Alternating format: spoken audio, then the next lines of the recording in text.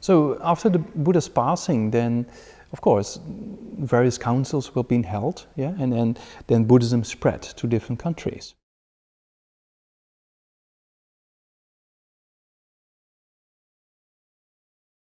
In India, especially in the north of India, we had these monastic universities like Nalanda, Vikramashila, Taxila, which are kind of one of the first universities on the planet where a very in-depth form of study of philosophy and psychology, mainly within the Buddhist tradition, happened. And then, at that time, there were many students from various places of the planet who came to study there, Buddhism. So that's a kind of a very rich tradition of the main topics of Buddhist philosophy.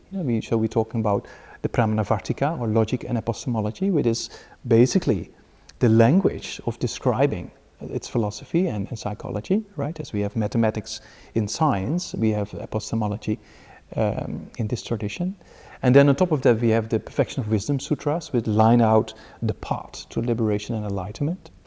And then we have the Madhyamaka philosophy, or the middle way philosophy, which gives us the understanding of ultimate reality, yeah, and selflessness and emptiness.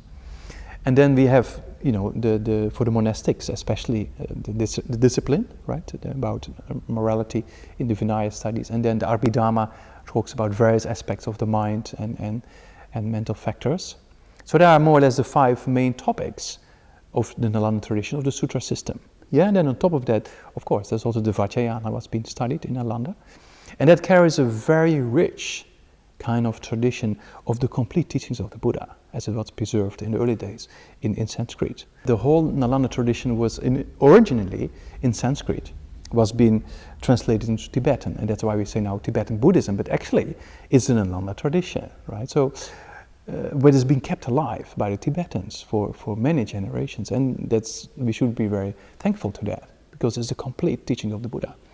The Tibetan language itself is like Sanskrit, meaning that a few terms, they actually summarize or contain much more meaning. And we struggle sometimes to translate certain terms into other European languages, right?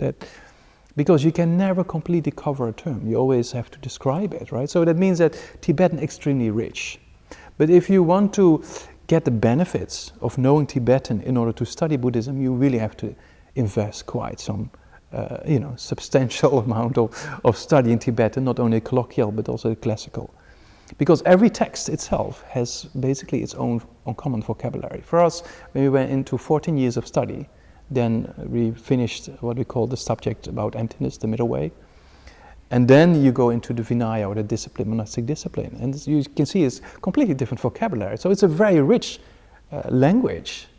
And because of the richness, the more you engage with it, the more understanding comes of certain terms we use in describing certain aspects of Buddhist philosophy and its practice. Yeah. So that complete teachings, we're very fortunate that it's still available. And thanks to the kindness of His Holiness Dalai Lama and the previous incarnations of His Holiness and the Tibetans, to have this incredible rich tradition still alive.